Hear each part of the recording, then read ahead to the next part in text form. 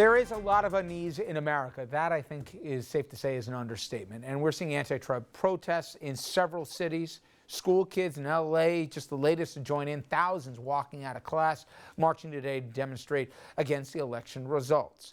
Trump himself, not thrilled. Here's what he initially tweeted. And again, we have a president-elect who is not ruled out, continuing to tweet here when the protests first broke out. Quote, "Just had a very open and successful presidential election. Now professional protesters, incited by the media, are protesting. Very unfair. Your fault, Dominic." Another thing, we've seen a lot of really since Election Day, and that is ugliness, hate crimes, harassment. I just want to show you two separate incidents. One, have kids chanting white power. The other, students chanting build the wall, all at their Latino classmates. White power!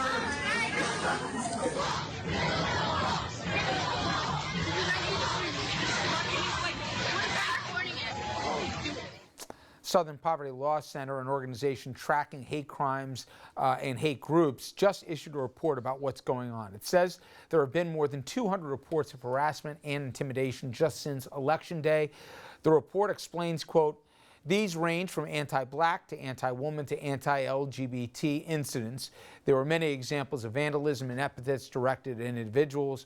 Oftentimes, types of harassment have overlapped, and many incidents, though not all, involve direct references to the Trump campaign."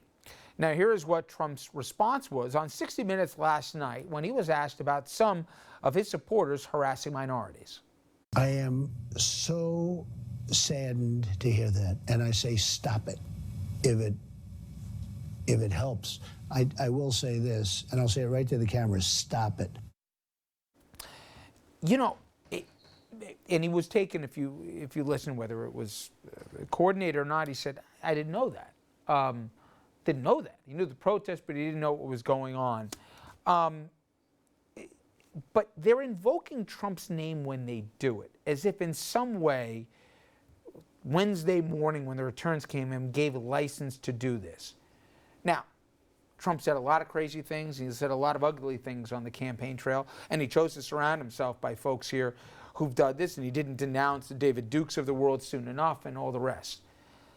But I would think right now it would be in his best interest, forget about ethically and morally, politically, if on his own terms, he doesn't have to go to downtown Detroit, he doesn't have to go and try and talk to the protesters in Portland, he can record something and say, "Be clear, no one in my name will yell X to a kid of this color, will say this to a person from a different origin, will do this to a kid of a different sexuality. That's not who I am. That's not what my administration will be about. That's not what my family stands for. If you do that without my blessing." And you can do it a more articulate way. But my point is, he should do that now and not be forced to. And I just don't see that coming. And the initial response is it's professional protesters, it's the media's fault, it's whatever else. That's the part I was worried about, the Bannon thing. Because this thing's going to fester and grow. I can argue he won the election fair and square. Now, whether you like it or not, Dave Chappelle and SNL got it right? And President Obama got it right, which is you don't have to love it, but you should give him a chance. And if he fails, get out there and protest. But to pretend that it didn't happen Tuesday night is also, I think, disingenuous. But he's got an opportunity. That's the way I look at it right now, does Trump. And not taking advantage or acknowledging what's out there right now, I think, is at his own political peril. Well, you're right. He does have an opportunity to do it, and perhaps a responsibility as the president-elect to tell these folks to stand down. But, you know, he did an interesting thing when he was asked about the protesters from the left who were causing a lot of damage, stopping traffic, and literally hundreds of, tens of millions of dollars of property damage, etc. He said, in essence, this is their First Amendment right, and let's let them let off some steam. One could argue that by him not coming down harder than he did, and yesterday, as you mentioned on 60 Minutes, he looked into the camera and he said, "Stop this alternative right, misogynist, racist, white supremacist stuff. Stop it," he said. But I think he's also trying to let folks get off a little steam. Obviously, it cannot be allowed to go any further.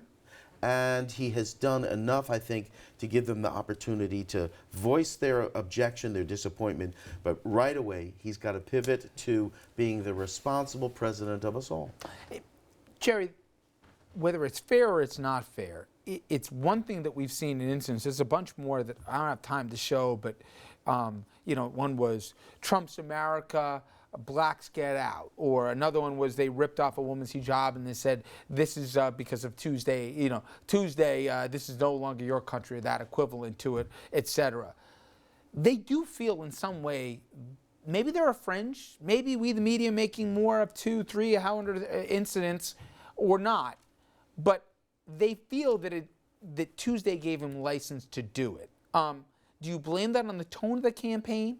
Do you blame that on that he didn't denounce some of the people? I mean, the KKK endorsed him. The KKK never endorses a presidential candidate. Whose fault is it? Look, I think there's a lot of fault to go around, but the one thing this presidential race showed us is it put a mirror in front of this country, and it showed us all of the good, bad, and ugly of this country, and there is a lot of ugly.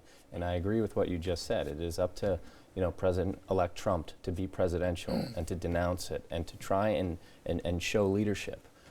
It's disgusting. It shouldn't happen, but I think we're going to be seeing a lot of it. And if there's an isolated incident, off in one corner of this country, we're going to hear about it. And that's sort of where we are. And yes, the campaign was an ugly campaign, and it was a nasty campaign, and there was a lot that went on. And I think some people, the lesser of us, are seizing on that, and they feel emboldened right now. And if anyone needed to know just how divided we are in parts of this country, last week proved it. But the president didn't take the bait or didn't take the opportunity, depending on your perspective today, to really go there on this, because he was given not one but 2 different opportunities in the press conference this afternoon to say, what do you say about that? Do these people have right? And he just wouldn't go there, in effect. And he said, you know what? People are upset about the election, but the election has consequences. He's your president-elect. And he wouldn't acknowledge right, wrong, or indifferent from what they're seeing on the streets and what the president-elect should or shouldn't do.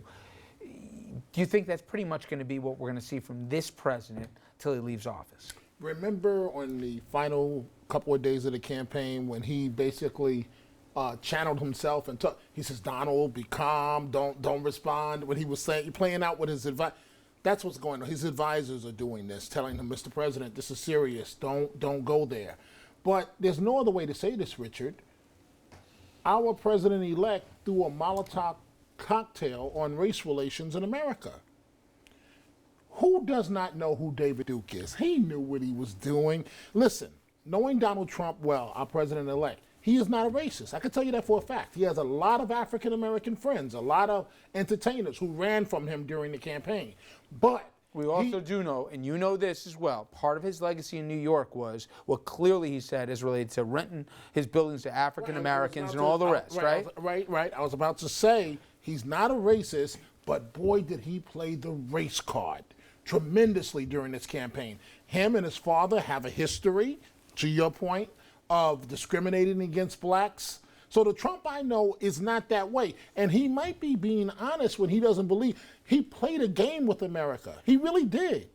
It was a joke to him, his campaign rhetoric. And now he won, and he's like, oh my God, I'm starting racial incidents. And he keeps around a guy deal with it, Mr. with President. a record of what he said about Muslims, and now with the deal with it. You know. But Dom's point is that Trump was playing the race card throughout the campaign, The entire irresponsibly throwing gasoline on a fire, Entire Molotov campaign. cocktail, on race relations, to the detriment of the national good. He cannot do that as president of the United States. And look at all of us. Nobody knows what he's going to do, what the real tone is, because we've never seen anything like this before, and that's the honest-to-God truth. We don't know where he's going to go. Okay.